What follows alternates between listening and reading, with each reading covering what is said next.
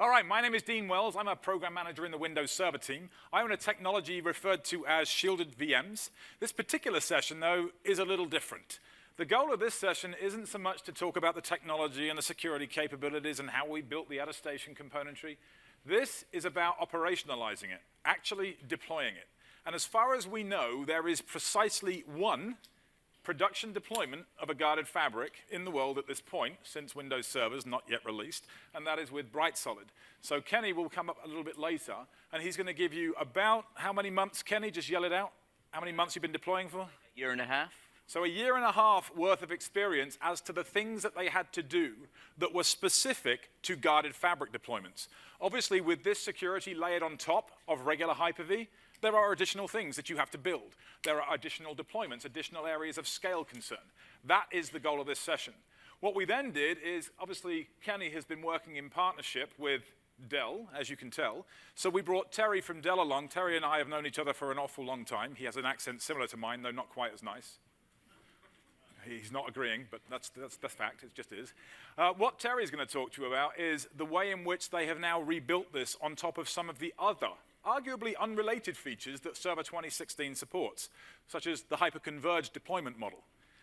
Terry is actually going to give you some hopefully fairly smack-in-the-face price differences between what you could achieve on 2012 R2 at this price point and what you can achieve at that same price point with 2016 using some hyper-converged and converged deployment models. That's the reason that I've got Kenny and Terry here.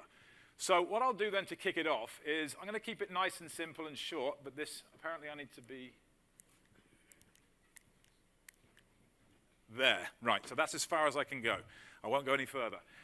What the heck is a shielded VM? How many of you have already seen a session where I or someone else talked about shielded VMs? Quick show of hands, because I can actually see you. So most of you. No, about 50%. All right, I'll keep this one short then so that you can actually get a sense for what it's about. So effectively, shielded VMs is a new technology that we deemed necessary because of an attack vector that we spotted a good 4 or 5 years ago.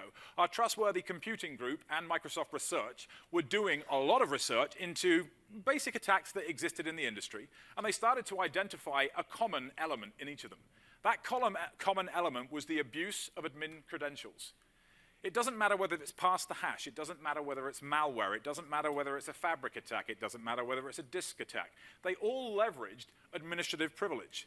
So we realized that, well, in that case, there is actually another attack vector that we've done nothing for because there is an admin that exists today by virtue of the way we handle virtualization. We call them fabric admins. The problem got worse when hypervisor became the default deployment means for new workloads. We used to do everything on bare metal, and there would be a few outliers that we shoved as VMs, right? When the performance of a VM was always brought into question. Finally, the performance of a VM got to the point where we no longer care about the difference between it and its bare metal counterpart because it's practically imperceivable. You can't even tell. So we started utilizing the hardware that we've got far more effectively, and the notion of a private cloud was built. That private cloud then had a private cloud admin, and then all this tooling and management and fabric tools were built up around it. And then eventually the public cloud came along, and the problem was getting steadily worse. A fabric admin can now gain access to absolutely any workload running as a virtual machine. Take a SAN admin, a Hyper-V instance with its disks stored on a SAN. Can the SAN admin copy off an Active Directory domain controller? Trivially. What about a printer admin? No, that was a mistake on my last session. We actually had that in there. Somebody put printer admin in the mechanics session I did earlier on, and I had to make an excuse for why it was in there. But printer admins, no, I don't think they can, because they don't exist anymore. We shot them all. They're not necessary. But fabric admins, they're just not needed. Fabric admins definitely do have that capability. And you can't encrypt the disks. I would love for somebody to disagree with me. Can you encrypt the disk of a shielded, yes you can. Can you encrypt the disk of a VM in a manner that is worth doing? Not really. The reason I say that is because the cipher is one aspect of encryption technology that has to be good. You need a good cipher. If you're using a 20-year-old encryption cipher, then today's wristwatches are probably going to crack it. If you're using a modern cipher, the next thing that you have to have is a secure key release mechanism. What is the best secure key release mechanism we have for bare metal hardware today? I hear it coming from everywhere. TPM, Trusted Platform Modules. Do we have a VTPM? No. Yes. No, we didn't. Yes, now we do. That's what shielded VMs are built on. But obviously a TPM is valuable, is useful, is treated as something in which you can root your trust, because it is silicone, because if it's attacked, it tends to break it. They are designed to break if physically attacked. How do you do that with a VTPM? Well, that was one of the hard things that we had to build. But that is effectively what a guarded fabric does. It gives you the ability to protect VMs from attacks by SAN admins, fabric admins, printer admins, network admins, and anybody else you care to mention, by implementing rigorous health attestation protocols that ensure the Hyper-V host on which the shielded VM is running is absolutely known to be healthy and cannot impersonate anyone else, and then providing those same bare metal-like devices in a synthetic form to the guest operating system. So when you create a shielded VM, it thinks it's got a TPM. It doesn't know any different. BitLocker works exactly the same way with that TPM as it does on one of your laptops. That's effectively what we've built, and we refer to that as a guarded fabric. So the goal here then, do we have another clicker? This one's dying on me. Let's go through here then and just talk about the requirements. We need a place to run the shielded VM. It has to be free from malware. Imagine the malware was running as a kernel mode process. What faith could you place in the shielded VM to do anything? Pretty much none. The software has to be trustworthy.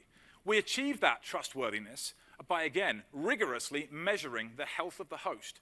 We use TPM artifacts to begin with. Then we measure the boot path, which is something referred to as the UEFI or UFI, Secure Measured Boot, and a TCG log.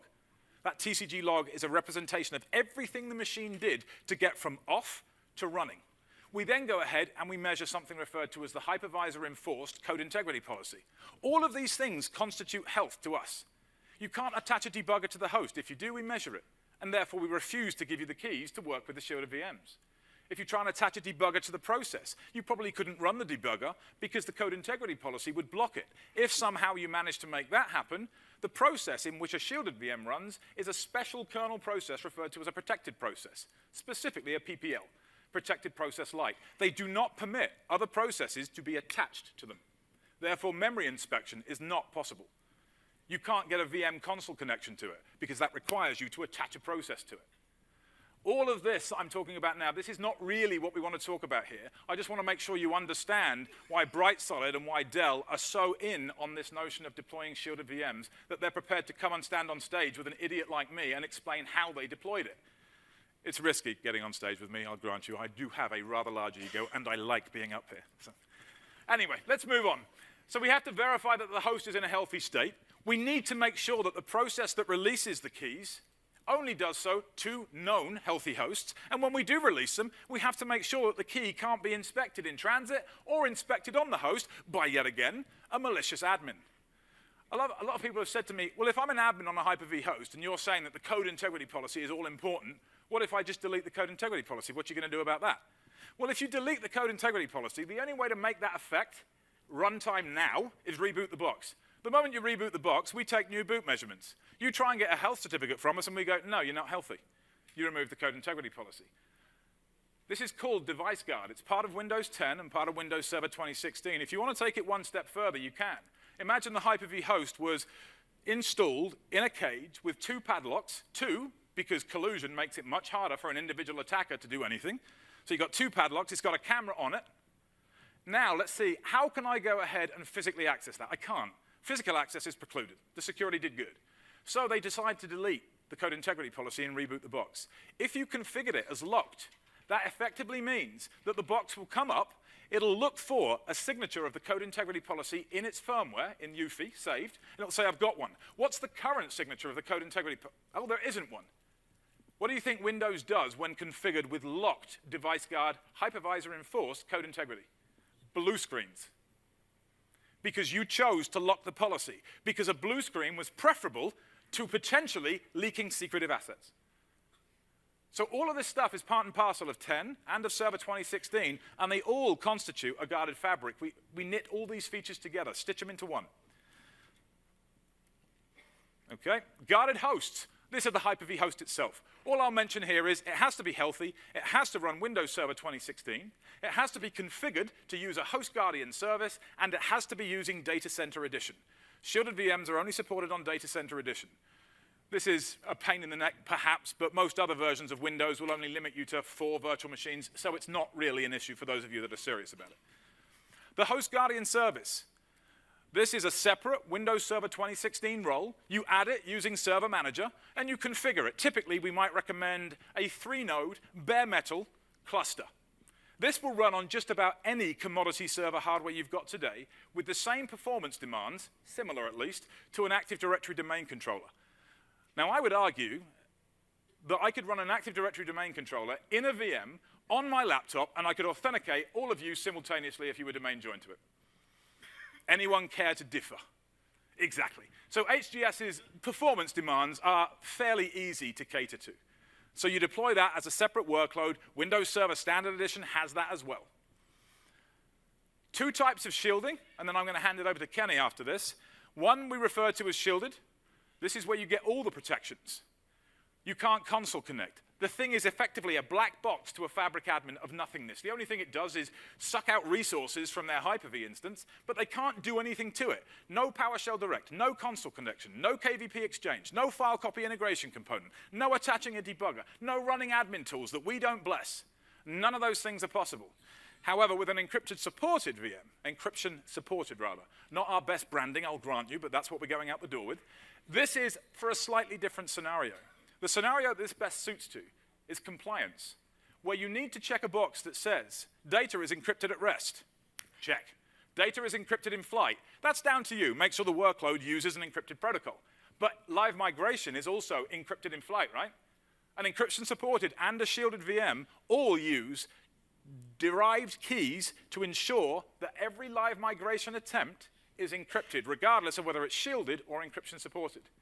And we also pre-assess the target host to ensure that they are able to pass the health tests.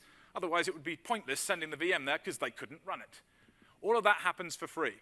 So you basically make that decision according to whether you want true blue security as well as compliance, or do you just want compliance? Check a box. Encryption supported works for that mode. It does still bring security. It does still preclude offline attacks, but it doesn't do as much for the online runtime attacks. If we do have a better clicker, AV guy, I'd really appreciate it. This one is just not working. Optionally, System Center Virtual Machine Manager. This is optional. A lot of people have asked me this already, so I added it. You can build a guarded fabric out of just Hyper-V if you want to, and there is a rich PowerShell management surface. But PowerShell does require a little bit of expertise, so typically people like to build on top. VMM would be the next layer. Third parties are also already beginning to support this. I'm chatting, and I'll go only as far as that, I'm chatting with Five9 to see if they'll lend support to guarded fabrics, and OpenStack have already done it. So there is already a running implementation of OpenStack that fully supports shielded virtual machines and all of the artifacts to configure them. On top of that, Azure Pack can be used. It's fully enlightened to shielded virtual machines as well, and then Active Directory can be there or not. That's kind of a rare thing, right? We don't need AD to manage the fabric of Hyper-V hosts. That is your choice. We do need AD for certain configurations, but that's a different thing. We don't need it for management purposes. Down to you. All right, so at this point, I'd like to give Kenny welcome to the stage. Give him a quick round of applause. Kenny from Bright Solid, that's in Scotland. Thank you. Hopefully this works for me. Doesn't it get you excited about shielded VMs? Hands up if you now want to deploy shielded VMs. Hands up. Hands. I'm not going on until every hand's up. Okay, this is where I was about a year and a half ago, May 8th, 2015. That was Ignite last year. And I watched Dean's session. I wasn't here. I watched his session on VM shielding, and I knew then we had to deploy this. We needed this feature in our data centers. But as he was speaking about it, he said, no one has this deployed right now. I know this for a fact because the hardware to support it doesn't exist yet. He said that, and it really rankled me. I wanted it then, but I couldn't have it. We also happened to be at the point of refreshing all our hardware, our Hyper-V hardware, and I wanted to buy hardware that could support VM shielding, but the TPM2 chips that we needed didn't exist. Okay, so what do you do then? You engage with your OEM. You feed them lots of wine. That works. And what we did was we built a tested, validated reference architecture for 2012 R2 that we could then extend TPM2s into and bring into 2016 right out of the gate. So at GA, we can upgrade directly to 2016 and know that we get all this rich features out of VM shielding. So I want to talk about 3 things basically today. I want to talk about who we are. I want to talk about why VM shielding is important to us, and I want to tell you the lessons we've learned over the last year and a half about operationalizing this fabric. Because there are a lot of things that were like, oh, moments for me that I hadn't thought of that I think will be really valuable to share with the community at large. The why, the who about Bright Solid isn't self-indulgent fluff. It's vital to the context and vital to padding out the session.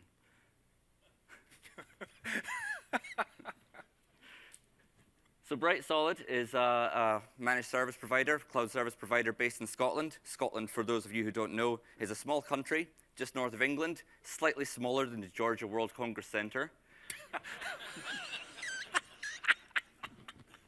We've been around for about 20 years. We started off as an ISP. We have a great, strong network backbone throughout the country as a result of this. It's all 10 gig, low latency connectivity throughout.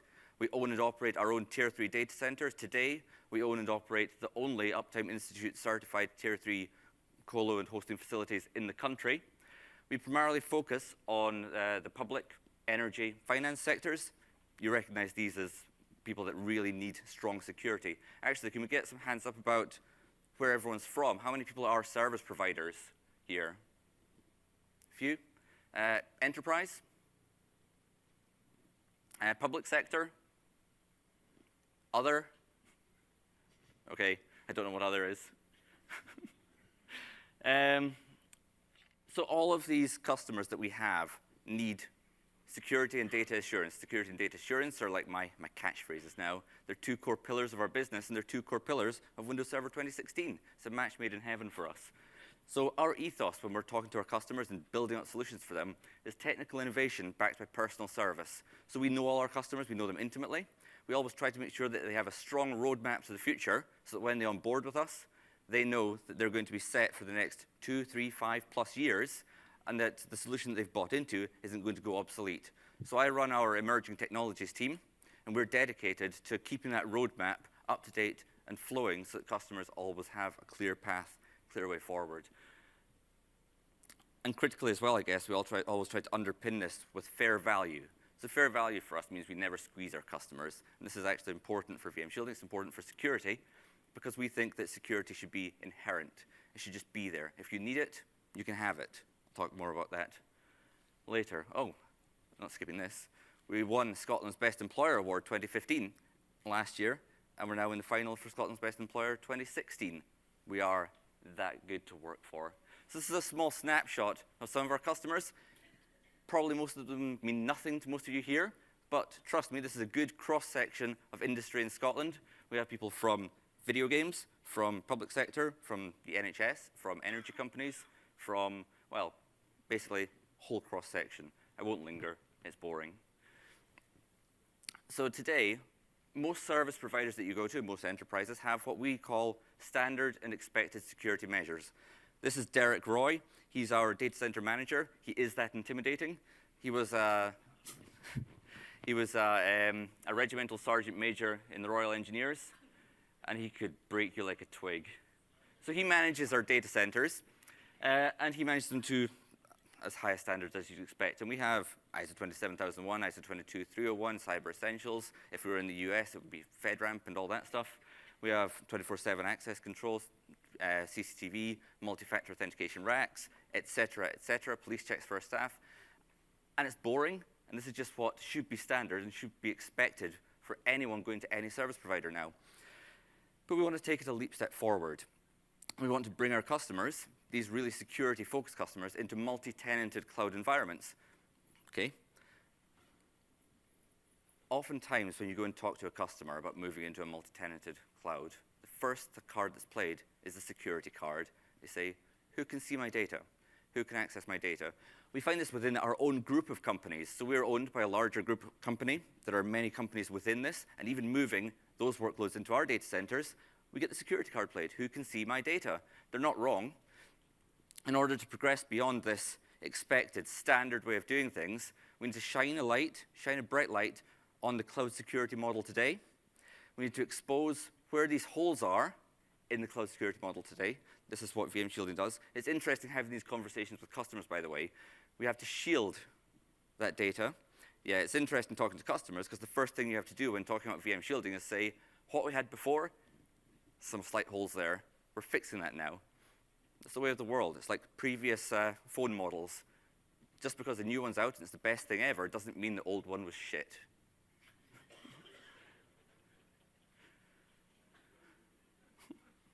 I'm Scottish, I can swear, it's fine.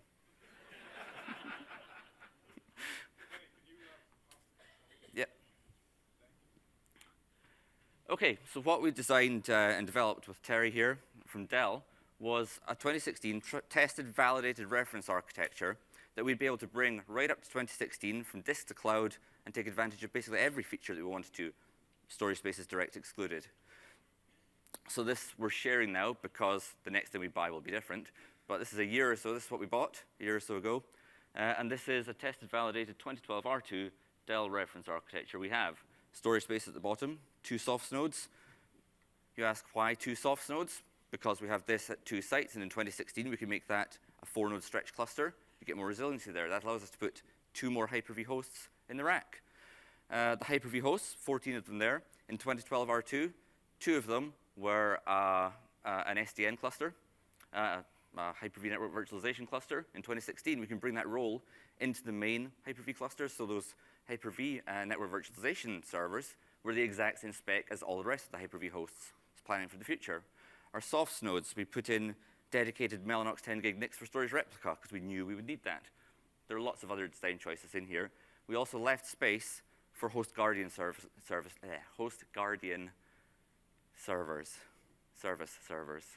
Can someone else say that?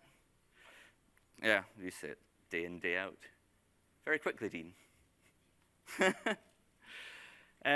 So all this built on Dell, built to be able to run 2016, but the TPM2 still didn't exist. So what we did was we built out the bare minimum Hyper-V hosts we needed, 2012 R2, and as soon as those TPM2 chips became available, January this year, we bought the rest of the hosts we'd need so that we could build out a 2016 cluster.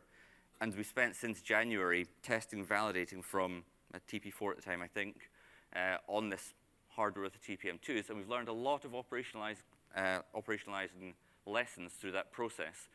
And that's the meat of what we're going to talk about today. But before we get into the meat, another entree, I think, from, this is not, there we go. Entree from Terry is going to talk about the work we did on the 2012 R2 reference architectures and how we operationalized that for 2016 as well, how we prepared for 2016. Okay. Yep. Thank you.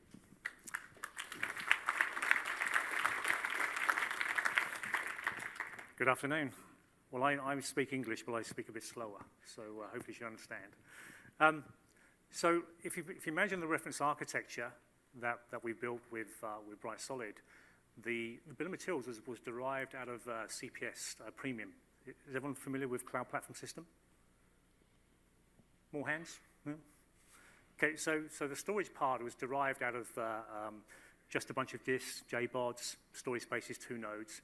But at the Hyper-V level, we worked with Bright Solid and said, well, you know what? If you want to go to TPM2, we needed a server that supported, the TPM2 architecture to support VM shielding. So this architecture we built on top of 2012 R2 storage. We put 2016 as Hyper-V, and it allowed us to set aside 3 nodes to run TPM2 for Hyper-V VM shielding. And then we had 2 nodes for TPM version 1.2 for host guardian services. There's 2 levels of attestation. There's the Active Directory and there's a TPM. So the TPM has been used to, for the host guardian services. And as Dean alluded to when he opened up the session, that you need, the recommended minimum is 3 physical servers for resiliency. So we've started with 2. The reason why we want to double that to 4, to have 2 in each data center to have a stretch Hyper-V, or a stretch physical cluster. 4 physical servers in a single cluster to make a resilient solution, servicing host guardian services to 2 separate data centers. So Windows 2016 is using SMB 302 to the scale-out file server, which is running 2012 R2. Now, Bright Solid are moving that storage to 2016, and I believe, Kenny, you've already moved that storage to 2016. Yeah, this week. Okay, so there we go. The RTM code is there, and that's been upgraded now. So it's been cleaned off, and a clean install of 2016 storage spaces has been put in place. Now, one of the beautiful things around just a bunch of disks, JBODs, with 2016 and storage spaces, is you can make the storage a stretched cluster. So that means you can have synchronous replication at block level as long as your WAN link between two data centers is 5 milliseconds or less, okay?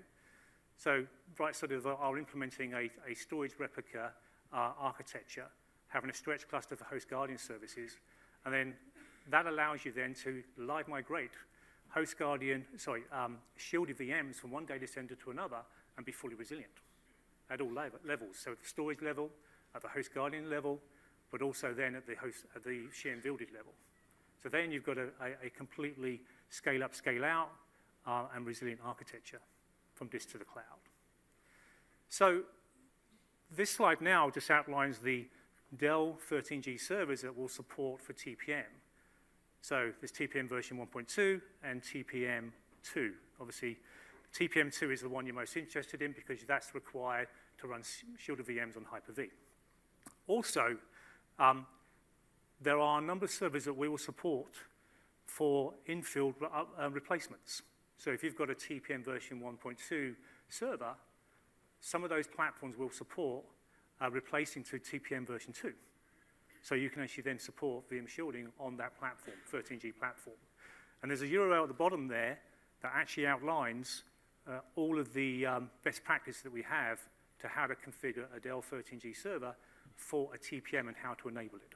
Terry, if I may, I think it's worth pointing out because we're focusing on it. The piece where TPM2 comes into play is related to the attestation mode that you configure. And I mentioned this rigorous health dance that goes on between Hyper-V and the host guardian's attestation service earlier on. That was assuming you were using the TPM2 trusted platform modules in the Hyper-V host. If, however, you haven't got those, and you're not lucky enough to have any of these machines, there is a secondary level, but you do lose a lot of the strong security assurances.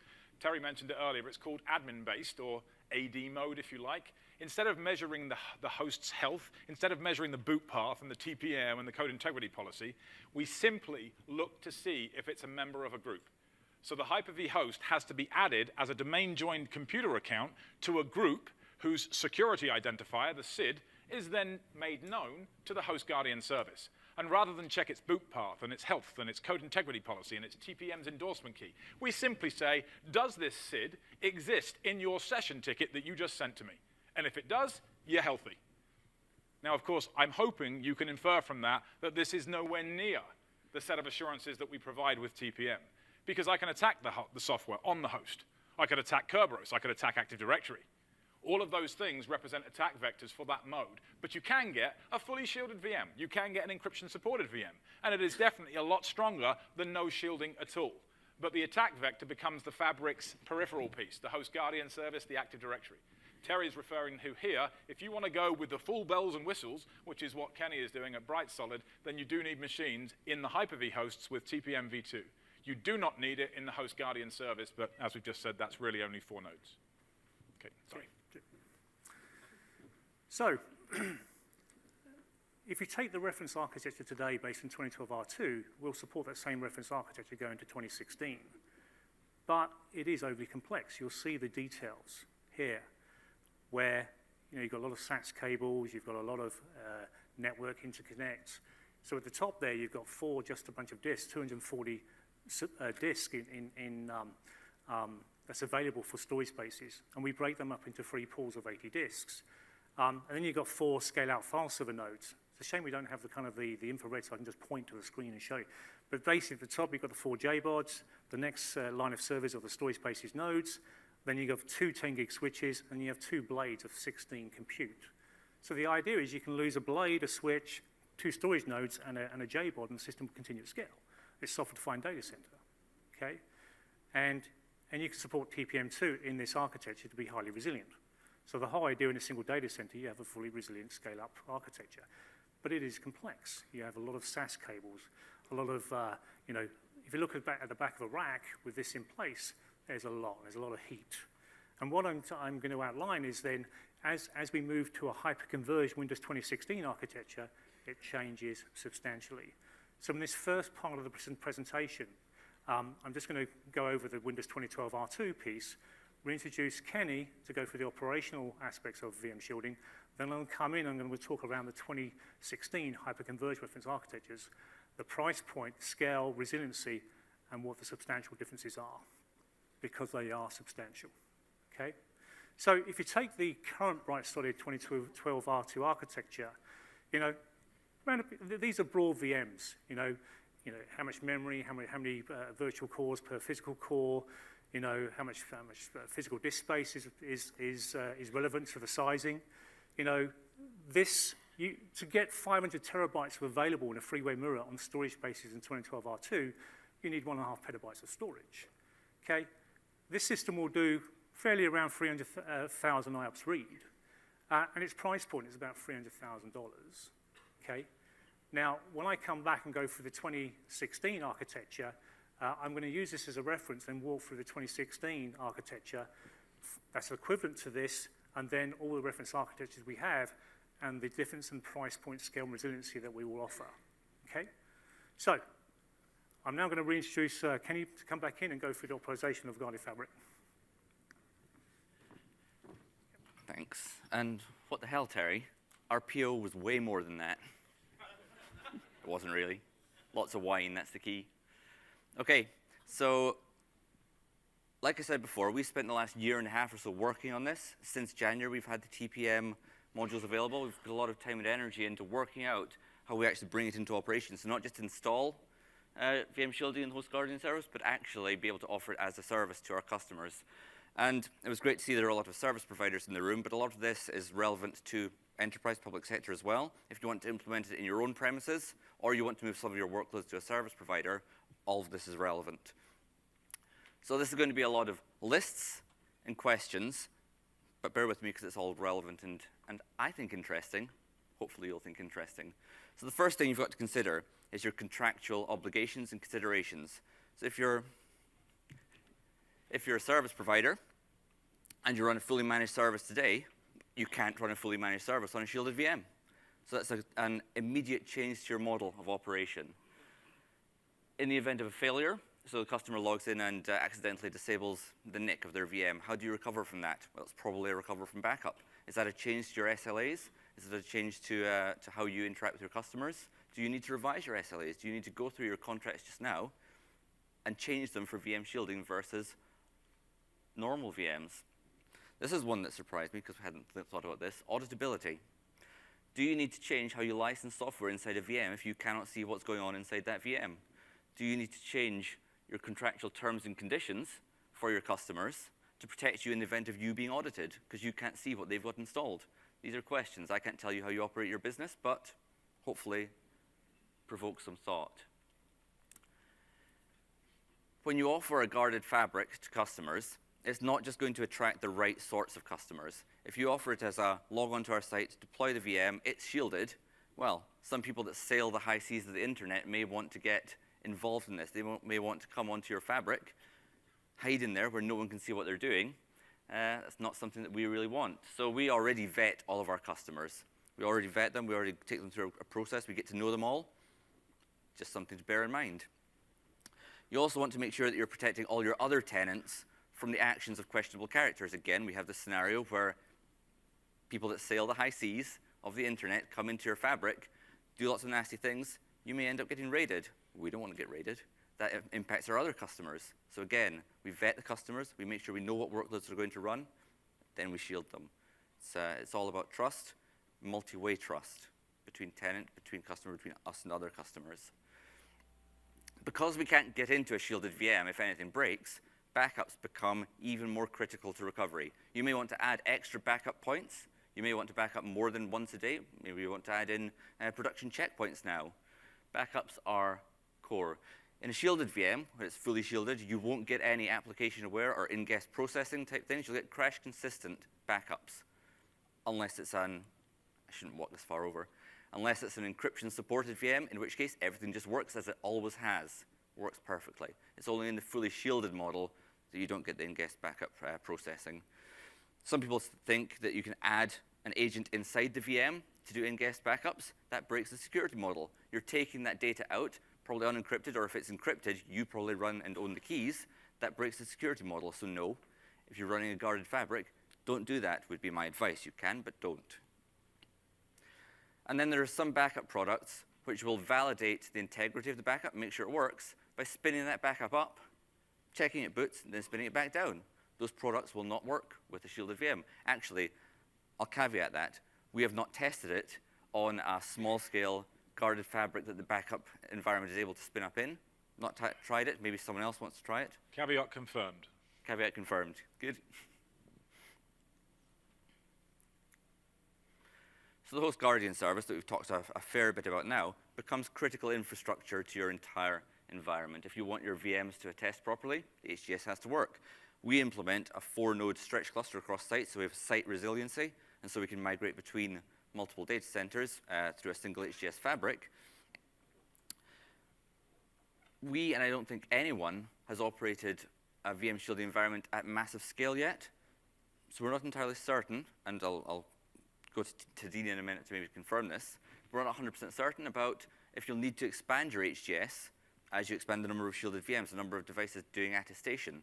I don't know if you have any numbers there at all, Dean, or So any thoughts? we ran a fair number of tests on this. It is difficult to say because the frequency of interactions with the host guardian service does vary. There is an original attestation interaction, which is about making sure that the host has a health certificate. That health certificate lasts for 8 hours. Once I've got the health cert, you don't need to attest again. You present the health cert. Now you present the health cert, rather like you do a TGT, to release keys. Those interactions depend on, 1, how frequently you're powering up new shielded VMs, or 2, how frequently existing VMs that are shielded, running, are now being live migrated. We have another interaction then because we have to make sure that the target of the live migration operation will pass the rigorous health attestation tests. Otherwise, we're not going to send the shielded VM there. That would be pointless. The interactions we've seen is that a single machine running on commodity server hardware was quite happily able to handle 800 attestation events without triggering a timeout on any of them. Now, I don't want to be more specific on that because I don't think that we have production scale data to quote anything more specific from that. But if, like me, you're inferring from that 3 is going to be able to service in the same way as AD does 10,000 authentication attempts, I don't think, and I stress the word I don't think you'll be over-exaggerating it. My guess is that will be just fine. But we need a little bit more time to put together some kind of production deployment and then test it ourselves with what we consider to be production kinds of interactions, which is really where we're missing the data right now. Kenny is basically going to be the one that provides us with it. Okay. Yeah, if loads of people buy it from us. Okay, so there's an interesting question/conundrum that comes up when you're deploying the HGS, which is you have the option of deploying it into an existing domain, or you can deploy a new domain. And we spent a long time humming and hawing over what we would do here. And the first thought was that we would just deploy this into our existing management domain. We already trust it. It is secure-ish. And we bring that forward to 2016, and we build our HGS into that. But there were too many caveats, too many unknowns. There's too many legacy that you bring forward when you do that, too much legacy. And what we've actually settled on is building out a new, trusted Bastion domain, which is going to be our HGS domain, and it's going to be brought forward into Azure Stack as well. And that's, I think, probably the best practice model for a service provider. I guess for an enterprise, you probably want to deploy it into an existing domain, but these are choices that you have. We've chosen to go the route of creating a new domain and making that the most trusted, most secure domain that we have. So one question I have that I'd love to get feedback on maybe after or during Q&A is, does anyone think there's appetite for stretch HGS, either from your data centers to a service provider or to Azure or so on? So just food for thought. Any feedback would be appreciated there. Here's one tiny tip I have, which is like a little Halo command that's in the host guardian service deployment. So it's a PowerShell commandlet, get HGS trace. And you can run it at any step of the deployment through the HGS, and it will tell you what's working, what's not, and every single product that Microsoft makes should have something like this in it, because the deployment of the HGS is not necessarily the most simple process, and anything that makes it easier is wonderful. And not many people know about this, and it is your friend. So a shielded VM and an encryption-supported VM is fundamentally different for a customer than a normal VM. And customer education is going to be critical in making it a success, whether it's in your own enterprise or at a service provider. So we need to teach them and have education packs and sessions available for what is the difference between a fully shielded versus an encryption-supported VM. When do you want to use one versus the other? Our thought is that just now, fully shielded would be for any HR data, any financial data, domain controllers, any IPR, for sure. You may have other ideas. Encryption supported, what we want to do is move that to be a default for supported operating systems. So the more OSs you can support, Dean, the better for us. So we want to make encryption supported the default, because you lose nothing and you gain a lot. You need to teach them about the benefits and trade-offs. So if they're used to you being able to console onto a VM, fix it for them, and return it to them, that's gone. You need to be able to teach them the benefits of that from a security perspective, so that if they have audit compliance requirements, they can communicate the benefit of the VM shielding, what that achieves in their auditing. And if you provide WAP or you use WAP in your enterprise, there is new functionality within, sorry, it's called app now, right? Azure Pack. Scratch the W, it's not there. So there's new functionality in there for creating shielding data in order to shield a VM or make it encryption supported, and how to use that and how to create shielding data are things that customers aren't going to know. They will need a 2016 VM or server of some sort to run the VM shielding and data creation wizard. They will need to manage their own keys. They will need to probably create a cert-signed RDP session, RDP file. They will need to maybe create an unattend file. Maybe they want to create their own shielded VHDX that they share with you and put into your environment. These are all new things for the customer who's just used to coming to you and going, click deploy. Education's king there, but it's education for the benefit of security. So we said earlier that if a VM is damaged, if it's not accessible over the network, then you've lost access to it. You can't repair it. You have to restore from backup. That's not entirely true. There is this concept of the repair garage, which I would say shouldn't be used in all eventualities, but if you have a backup that's a day ago and you have to absolutely recover data from 2 hours ago, the repair garage here offers you that option. Basically, it uses nested Hyper-V virtualization to create a new shielded VM, which is also a Hyper-V host. We can then bring the broken shielded VM inside that. We can reduce its level of shielding to encryption supported. It is still shielded from the fabric because it's within a shielded nested Hyper-V host. The customer can then they can RDP onto that nested Hyper-V host. They can console onto the encryption supported VM, fix it, reshield it, then bring it back out. Can I interject there real quick? What do you guys think of that as a solution to a shielded VM is busted? The reason that we built this is because we got feedback when we first demonstrated shielded VMs, and customers said, you're making me choose between security and supportability. And we said, no, good point. So we came up with this concept of encryption supported. And then the customers said, you're making me choose between security and something that's not as good, encryption supported or supportability, and went, yeah, good point. So then we came up with, well, actually, encryption supported is far more suitable for compliance scenarios because you get all the checkboxes, but you can still support it because you've got a console connection. But we still need to solve, I want security and supportability. So we came up with something that we've operationalized into a series of scripts called a repair garage. As Kenny said, it leverages nested Hyper-V, where you've got a nested Hyper-V VM owned by the same guy that owns the broken VM, and you park the broken shielded VM inside it. You have to then possess the owner keys. We have a notion of an owner key as part of a key protector that goes on every single shielded or encryption-supported VM. The owner key is the only thing that entitles you to change the policy from shielded to encryption supported. That was the main point I wanted to make. So for that part in the repair garage to work, Kenny would have had to have been the owner of the original VM, possess the owner keys, and then either put them inside the repair garage or bring the key protector back on premises where the keys reside, flip the policy there, and then send the policy back up, which is arguably the more secure path. The keys never left on premises, only the changed policy left. But we're not saying that anybody can do this. The fabric itself, so Kenny as bright solid, cannot change the policy of a shielded VM to encryption-supported VM unless you have somehow allowed the owner keys to leak to Kenny. As the VM owner, you're the only person able to change that policy. Hopefully that little addition there makes some sense. Do you think this sounds like a reasonable solution?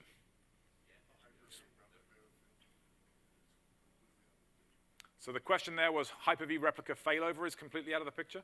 Nope. No, we don't care. As long as the TPM goes along for the ride when a machine is moved from one host to another, and as long as the target host is blessed as healthy, and as long as it is part of a host guardian service that has the ability to crack the key protector. That doesn't mean it has to be the same one as the one you were originally talking about, because each shielded VM can be blessed to run on an unlimited number of fabrics. So I can say it runs on Fabric 1 in the north of Scotland. I can say it runs on Fabric 2 in the south of England, a far more modern place with electricity and stuff. Did you? Yeah, got you now. Give me a microphone, I'll take it back. So you can simply set it up like that. You could even say, hopefully at some point in the future, perhaps Azure supports shielded VMs. We are working hard to get that done, but it's going to take us a while because of the sheer scale of Azure to get that done. You would be able to say Azure is also blessed. Nobody else is.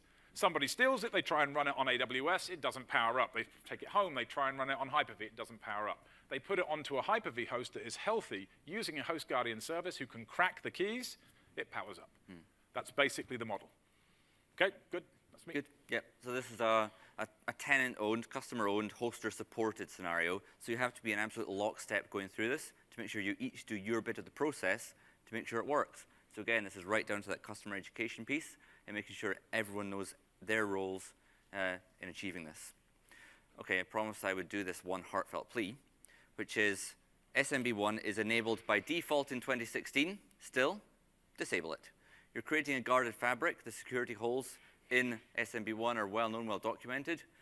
So just go into your remove roles and features and kill it, please. And if you don't trust me, trust Ned. Ned is one of the owners of SMB at Microsoft. And if you go to his Twitter feed, you will just see, well,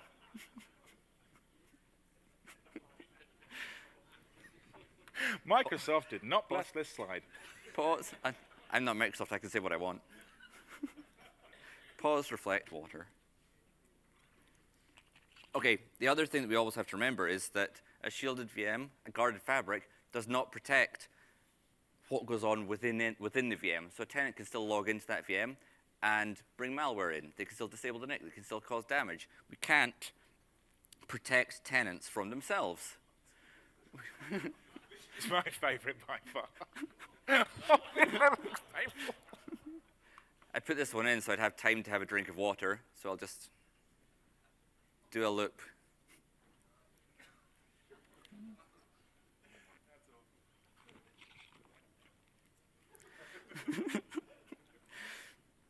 I could watch this all day, but let's not. I spoke about padding the session, it helps. Sorry, still laughing.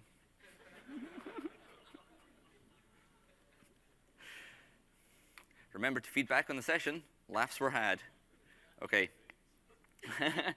So the last thing I want to talk about here is pricing. Now, a lot of people think maybe if you want to have a shielded VM, it's going to cost more. And that's not the model Bright Solid are adopting.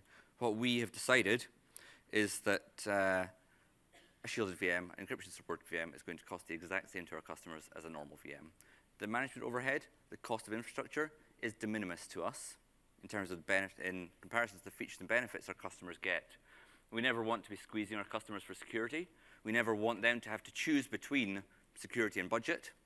So if they need the security, it should be inherent, it should be there. So that's the model we're adopting, and that's the model we'll have going forward. So with our 2016 guarded fabric, our customers will be able to take free proof of concepts, test out the functionality, and if they want to take advantage of encryption supported or fully shielded VMs, they can move to that, and it costs them no more than it costs now. That's a message I really want to convey, because I think if we really want to grow this in the market, it's an important way to bring it to market. Does anyone else want to work for Bright Solid too? Just wondering. Yeah. He does. He has a far more broad accent than me. You wouldn't understand him. No. Okay, so we've got the self-indulgent bit now. We've got a little video that we put together last week, and I'm going to play this, then pass back to Terry. And I think that's it for me other than Q&A, so thanks all. Bright Solid have an enormous appetite for innovation. It's core to our DNA. We have a dedicated emerging technologies team to make sure that we're always looking to the forefront of the market, always trying to lead the market and help our customers as much as we possibly can. And we do that really by encouraging every single person within the business to bring forward ideas, and when they do, to run with them and see where we can bring them, because it's only by working together that we can really bring out the true innovation of the business. We've been very heavily involved in working on the Windows Server 2016 launch, so a couple of the features that we're really focused on working on and very closely working with Microsoft on are shielded VMs and storage replica, because two of the core pillars of Windows Server 2016 are security and data assurance. And those are core pillars of BrightSolid's business as well. It's a very good question. Simply put, what are shielded VMs? A shielded VM is a simple concept. It's a VM where only the owner has access to it. It was a surprise to me that we actually sold clouds without this capability. Because it's kind of one of those things where you go, what? You know, and it probably happened in space programs when people, you sent that rocket up and it didn't have what on it? You know, how did they do that? And I think people will look back and say, how the heck did they sell clouds without this capability? One of the last big trip hazards to the cloud for our customers has been that knowledge and understanding of who can see my data, who can access my data. What a shielded VM does is it breaks down that trip hazard, allows the customer to bring their data into our data centers with full confidence and assurance, with the knowledge that it will be safe. And that really gives them the flexibility, the agility, the cost savings inherent to cloud, but with the security and data assurance that they want and need. The bit that took me a little while to get my head around it, because I'm not the biggest technologist of all time, was if I run shielded VMs and I have data passing through this fabric and it ends back up on the disk, it's encrypted through the shielded VM. So if someone runs off with your encrypted data, they can't run it anywhere else. That's big. The customers that we're seeing that would have immediate benefit from shielded VMs are the ones with the more mature enterprise security wrappers already in place. So we're talking about larger enterprises that understand the need for security. Generally speaking, those enterprises also have compliance and auditors and regulations which are a higher standard. And so those would be the first adopters. However, I think rather soon, the adoption will be widespread. The benefits are well understood. So BrightSolid have the world's first production-ready hoster deployment of a guarded fabric which can host shielded VMs. What that really means is that when Windows Server 2016 launches in October, we will be able to go straight to market with this. We'll be running free proof of concepts for our customers to be able to test the VM shielding concept, make sure that it's right for them, make sure they understand any caveats, any nuances they need to understand, and be able to move forward from there. Shielded VMs are going to change the way we look at cloud. That is absolutely clear. It's going to enable us to position the cloud in all scenarios as the secure solution. In fact, the most secure solution.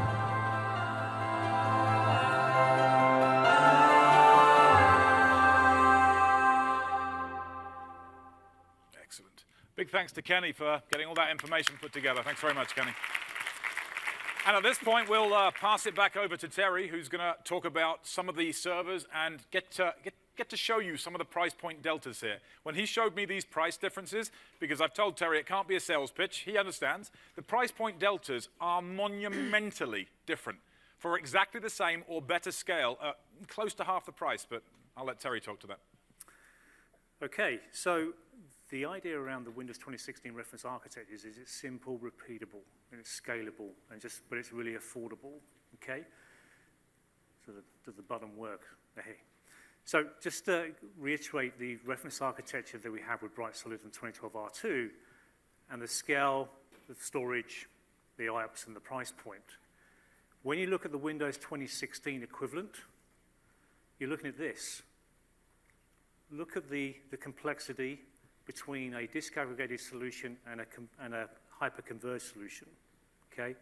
So this is 8 2U servers running the same amount of capacity. There's more resiliency, there's more IOPS, and it's actually a lot more cost-effective. And the idea of this reference architecture is that it is just Ethernet. There's no SAS cables, there's no JBODs, this is just hyper-converged. And these servers just talk to each other across those two switches, which are resilient. Okay, so this is Spaces Direct, Hyper-V, with set switching, embedded set switching, and this just allows you to run the similar amount of VMs that BrightSolid are running today. So, and this fits in as an engineered solution, so you can buy as a rack or you buy as bricks and blocks. And you can design the solution to fit your scale resiliency and your availability. So, what is the price point of this? Well, $170,000 compared to $300,000. So that's substantial difference for what you bought a year ago to what you can buy today with Windows 2016, okay? This is where we begin and it becomes game-changing. So in a 2-1U solution, okay, which is 2 200 gig SSDs and 6 1 terabyte HDDs, is $17,000 to run 50 shielded or encrypted VMs. The reason why, it doesn't require switches. It has an interconnect between the two, which can be a dual 10 gig Intel. It could be a dual 10 gig Mellanox card, 40 gig Mellanox card. So switches on their own to run 10 gig and run DCB and PFC, because Rocky 2 requires that for flow control and prioritization and VLAN tagging. You don't need that with a 2-node. You just have an interconnect between the two. So what does that look like? So that red wire is just a dual 10 gig interconnect. And with set teaming, embedded set teaming in Hyper-V, you set up each port as a different subnet, and RDMA will continue without failure between the two nodes. So that's actually 20 gig of RDMA for live migration, cluster comms, redirected I/O. And on the system board, you've got a dual 1 gig or dual 10 gig to connect to the existing fabric. Okay?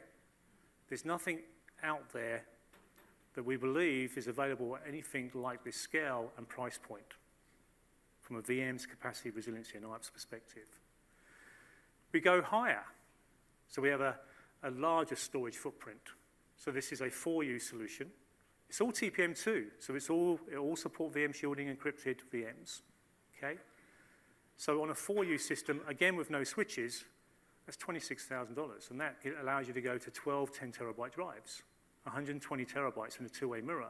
That's 120 terabytes available, okay? If you take the Spaces Direct calculations, a little bit less. But this essentially can allow you to run 520 VMs. Again, the interconnect is a dual 10 gig, 40 gig interconnect between the two, okay? So this is where it becomes much more simpler. It's bricks and blocks that you just build. And this is just the beginning. So we go into a all-flash solution.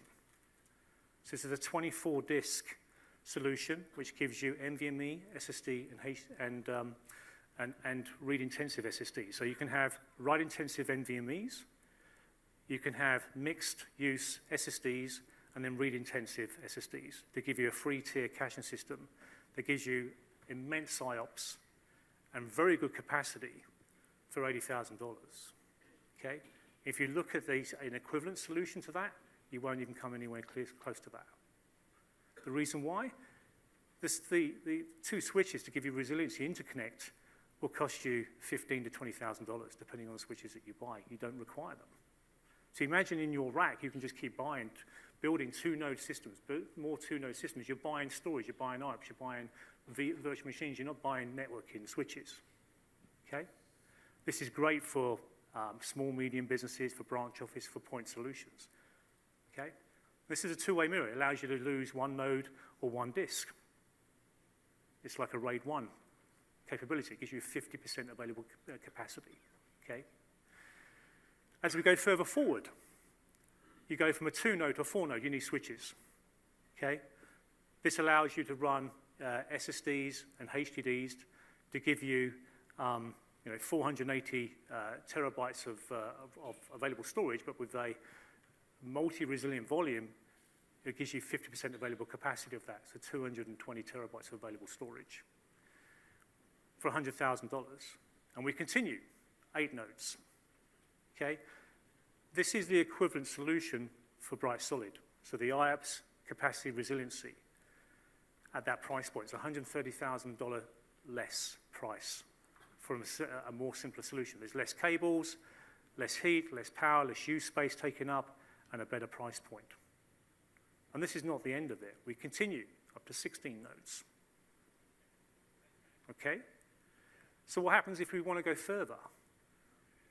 Right? So for 16 nodes, for $280,000, okay?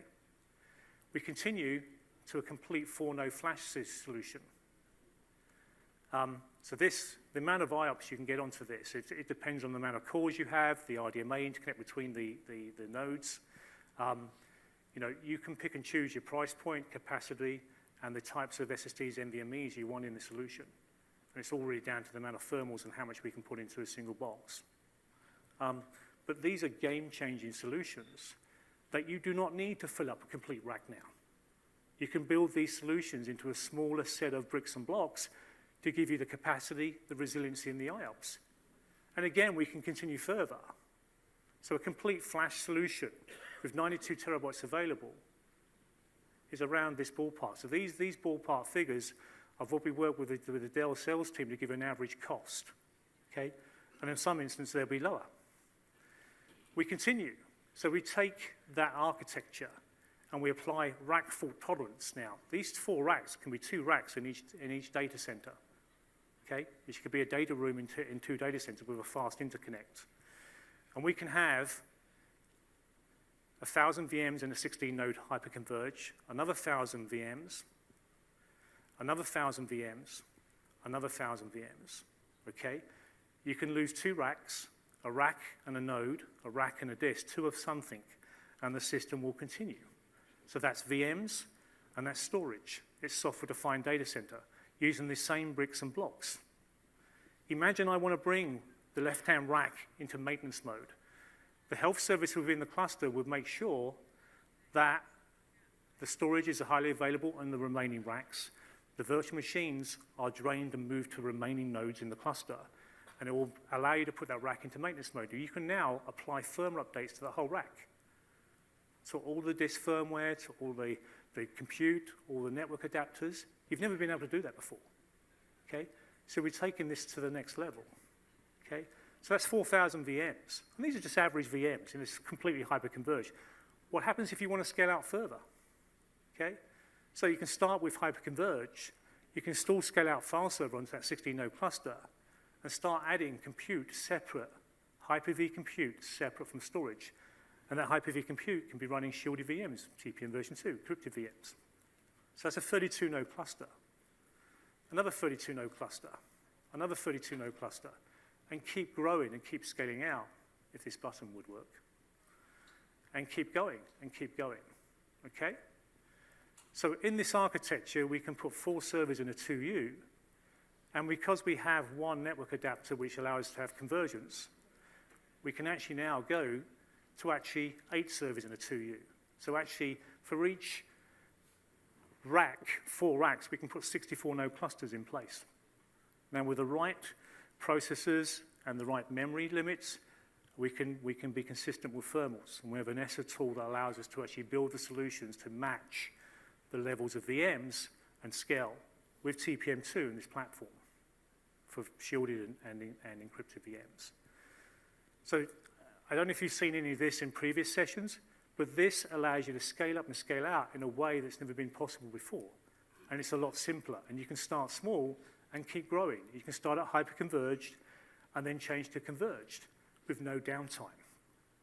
I don't know of any system that allows you to do that, to start on a 2-node and grow up to a 16-node hyperconverged, and then move to a converged platform and separate Hyper-V and storage while maintaining business as usual. So shielded VMs, maintaining business as usual from a hyperconverged to a converged, okay? So think about that. And you can keep on scaling out. So literally, you can go from 2 nodes to 384 nodes running VMs and separate and growing storage aligned with VMs, Hyper-V, and to the point where storage and VMs need to be separated. And it allows you to continue scaling up. You can add storage replica to this and replicate your storage between 2 data centers. If you have a fast interconnect between 2 data rooms, 2 racks can be in one data room, and 2 racks can be in another. And they will communicate the cluster comms between them, line migration between them, the storage replication between them, the space is direct communication between them, as long as it's LAN-based and low latency, okay? So just to give you a feel for what is possible in the architecture. There's a lot more to this, but just to give you a flavor, okay? So I'm going to finish there. I'm going to hand back over to Dean, and here you go. Great. Thank you very much, Terry.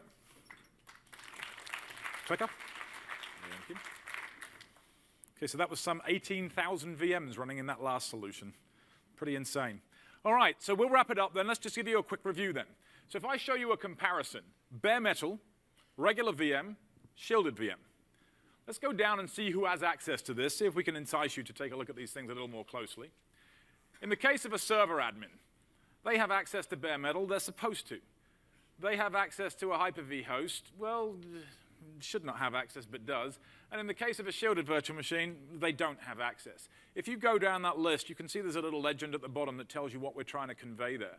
Shielded VMs flip the checkbox back to a cross in exactly the right ways. We're taking away the ability for these artifacts to be copied off and reused as though they're the original, because they're meaningless blurs of nothing, encrypted blobs, large files that they can do nothing with. Today, a USB stick is an attack vector against the Hyper-V host. It's an attack vector against a VMware host, against a Citrix Xen host. It is no longer an attack vector if shielded VMs are in play. And the key release criteria here is extremely strong. I cannot stress that enough. If any of you have some specific questions on how that works, we have a deep dive session coming up later this week. It's co-hosted by myself and the owner, Lars, from the Hyper-V team, who owns the technologies that underpin shielded VM in Hyper-V itself. So we get encryption of data, both at rest and in flight. Fabric admins are locked out, so are SAN administrators, printer admins, network admins, all of them are locked out. And we have an attestation requirement before we will release keying material to those Hyper-V hosts that ensures no malware has infected that box. We will not permit shielded VMs or encryption-supported VMs to run on hosts that do not pass our rigorous health attestation. Likely use cases, obviously Kenny represents a public cloud. Private cloud makes an awful lot of sense here as well for strong separation of duty. At this point in time, there are many, many workloads with one specific shining knight that is rarely virtualized, and it's near and dear to my heart, Active Directory domain controllers. People don't virtualize them today because it kind of blurs the line between a fabric admin and a domain admin. Because if a fabric admin has any malicious intention, it's just a matter of time before they inherit the domain admin password by attacking the directory database. And I already showed you I can do that with a double-click attack in many of the other sessions. And if you'd like to see the double-click attack, as we call it, I can do that again in another session, a little bit later this week. Branch office, this one's interesting. A branch office where you want to run sensitive workloads, where sensitive data needs to exist, but today you don't deploy the workload there, you don't deploy the disk there, because it can't be protected due to the physical insecurity that can't be maintained in a branch office. Deploy it as a shielded VM and leave the host guardian service back in the data center so that the keys to the kingdom aren't there. Remember, you only need to interact with the host guardian service once every 8 hours for attestation purposes and then to power the VM on. If it goes down and the shielded VM is still running in the branch office, then it's still running. If it goes down, then sure, now you do have a problem. And for vNext, my team and I are looking at coming up with a caching mechanism, which we've actually already prototyped. It's just not available in Server 2016, so that shielded VMs could have the policy of, yes, you're healthy, extended just a little bit to allow a broken system to at least power up a shielded VM. And then, last but not least, compliance. Obviously, we've already talked about that. Here's an example of all the compliance mappings we've done. We had this handled for us by an independent third party, and there are compliance mappings in here for PIM, the Privileged Identity Management capabilities, and a variety of others as well. This one is specific to shielded VMs. All right. Those are the related sessions. That's it from the three of us. I will thank you again to my two guests. I appreciate your efforts there, and thank you for listening. Appreciate it.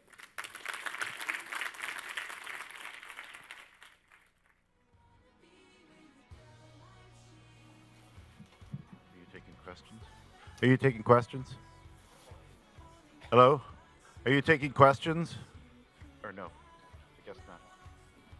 Yeah, questions are absolutely. Just please come on up to the front. We've got much time for Q&A, so if you've got questions, please do. Come up to the front.